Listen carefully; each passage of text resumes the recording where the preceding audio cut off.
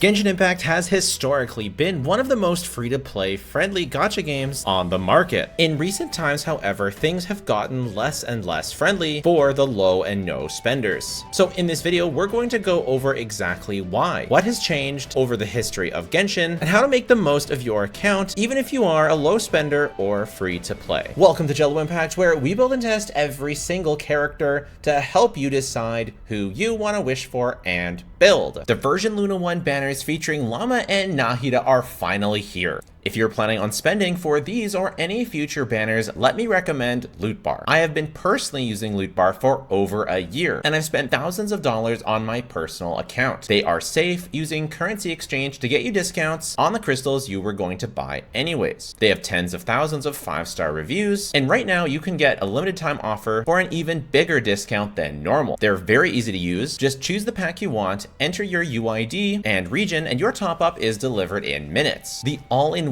bundle will be available for a special limited time price, allowing you to take advantage of the double top-up bonus coming with Luna 1 and Genshin's anniversary. New users also get a 5% coupon, as well as two 3% coupons for clicking my link. New users clicking my link also get access to a $2 Welkin. And if you play other games like Star Rail or Zenless Zone Zero, you can use Loot Bar for them too. It's partnerships like these that allow me to continue bringing the content I do to the channel, as well as supporting my family. So thanks to Loot Bar for sponsoring the video.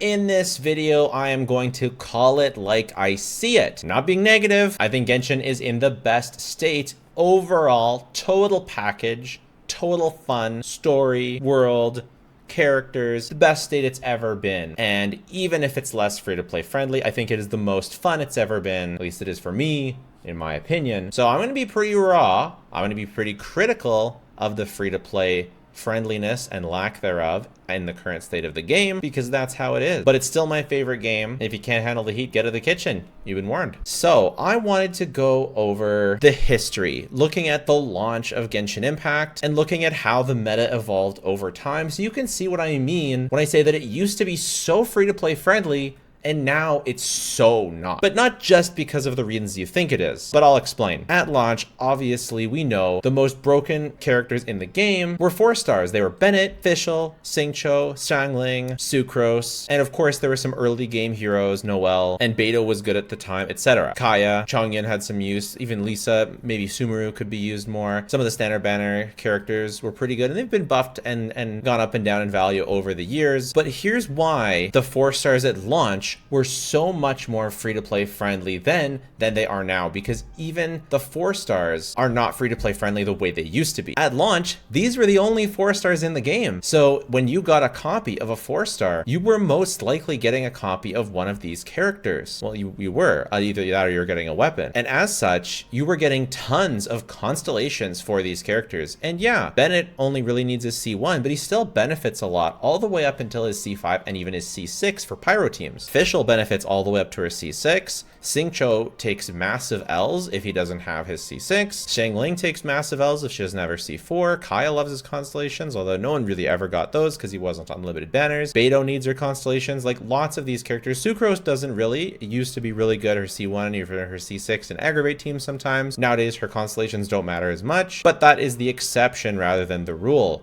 You could not just get, a Xingqiu out of the gate and have him been doing everything. You needed constellations, and you still do, to have him really perform at potential, and that's the case for a lot of 4 stars. But the 4-star cast has gotten so massive, and there's still no guarantees to getting 4 stars. I've made so many videos on the 4-star problem, and Genshin has still done nothing about it. You want to get your C6 Kujo Sara? Too bad, never gonna happen. You pulled on Lauma, but you didn't get a single copy of Kuki. You wanted her C2? Too bad, no guarantees, not in the shop. No way to get her. Sucks to be you, okay? So that's the 4-star situation and how it's gotten so much less free-to-play friendly over time. But the other situation is of supports. Zhongli was unironically one of the best supports at launch, as was Sucrose, Jean, Bennett, all the ones I've talked about, but everything changed when the Kazuha attacked. Illumination, whatever. Kazuha, if you were around during the time that Kazuha came out and in the year plus following, every single showcase was using this character. I think aside from Eula, literally every single character's best team in the game, aside from Sweaty, Sucrose min-maxing, was with Kazuha. And over time, grouping became more and more important, and Kazuha became always the better choice over Sucrose. And so it didn't matter if you're playing Hu Tao, Ganyu, okay, Xiao didn't use Kazuha, and that's one of the reasons why I started falling off. But Tartaglia, Klee, Diluc, it didn't matter who were you using. And then the new DPSs, Ayaka, Yoimiya, Raiden, everyone except for Ito used Kazuha as the best team. So why is that so free-to-play friendly? Well, you could just pick up one copy of Kaidehara Kazuha and your account is set. One of your teams is done. And don't forget that if you had Venti, Venti was pretty broken as well. You could use him on the other side. You could use Sucrose on the other side. You were just done. And the power ceiling at the time was much, much lower. So if you just put together some synergistic teams, it didn't really matter how good your team was, because the bar was on the floor for DPS requirements. It did not matter what you played. As long as you picked up a Kazuha, you're going to have an easy time clearing. And because the Spiral Abyss uses both of your times on both sides, Kazuha would make one of your sides really good, and so the other one, even if it was kind of mid, was still be able to be carried by the good clear that you got with Kazuha. So time goes on.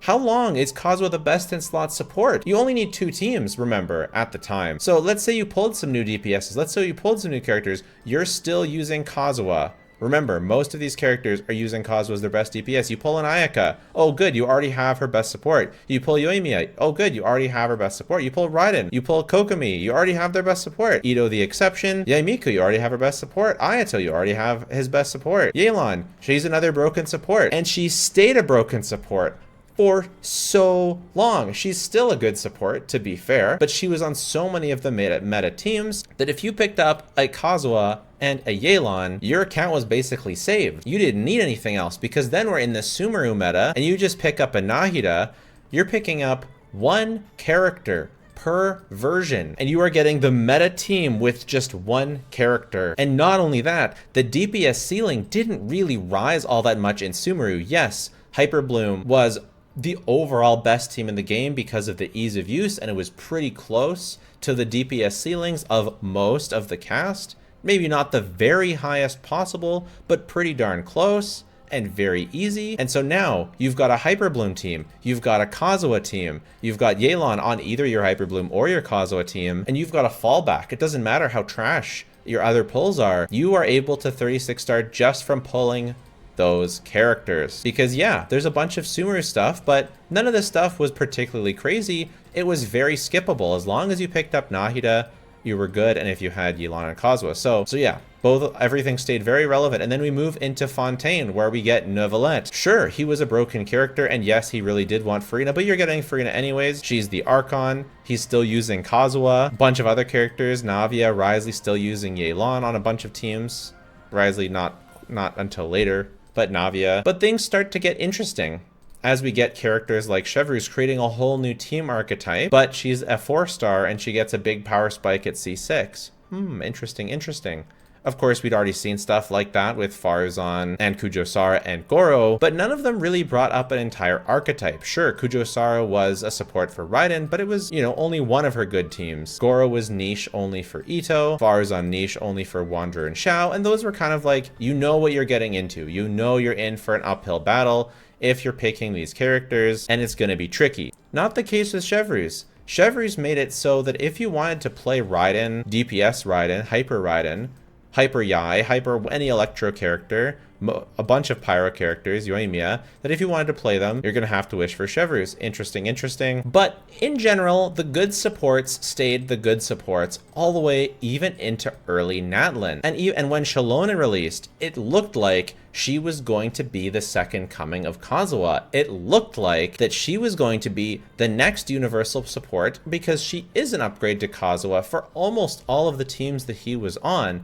Basically all of them, and she heals, and she opened up new teams, and she worked for Geo, and her res shred lasts longer, and she's more flexible with artifact sets, but she was not the next universal support. Yes, she is very good, and yes, she is somewhat universal, and yes, she still works with the best character in the game, Moika. But can you really say she's the universal support anymore when Veresa doesn't want her? She'd rather use Overload in every scenario, unless sometimes you want to use Electrocharge stuff. Even then, Overload can be better, Electrocharge can be better, even against Electrocharge Shilling. I won't go into that here, but even then, Shalonen's not even the best bet, it's Shenyan. And Shalonen's definitely not Skirk's best in slot. Doesn't even work together. Unlike Veresa, which at least they can cope together. Shalonen doesn't even work with Skirk. Oh, doesn't work with Llama. Oh, doesn't work with Flynn's. Oh, doesn't work with Nefer. Uh-oh. Your most universal broken support is not working with them. What happened to Kazuha? Do we even talk about Kazuha anymore? He's basically a for fun pull at this point. Yelan's still hanging on by a thread, but she just got power crept out of a lot of her teams by Aino. Now, if you want to get Flynn's, you need an Effa. If you want to get Skirk, you need a Scoff Yay. If you want to get Flynn's, you need Lauma. You cannot just pull who you like anymore, as long as you pull the broken support for the region and expect things to go well. It's not that way. You need to pull for that specific pairing on top of pulling the Archon, which will be Columbina, which will be best in slot for all the Nod Cry Cat. And don't forget, this is on top of the fact that it's a lot harder to get 4 stars. There's new good 4 stars, yes, with Yansan, but are they a free-to-play hero? How many copies of Yansan do you have? If I didn't whale, I wouldn't have C6. How many copies of Shivers do you have? If you're a new player, do you have C6 Sing Cho? I don't think you do. But that is not all. The new Endgame Stygian Onslaught requires you to not have 1, not 2, but 3 teams. And not just 3 teams, 3 teams able to counter the random whatever bullshit mechanics that Hoyoverse decides to throw at you. And yes, if you have really meta characters, they can brute force. Moika and Skirk can brute force all 3 of these bosses. I don't know about this one.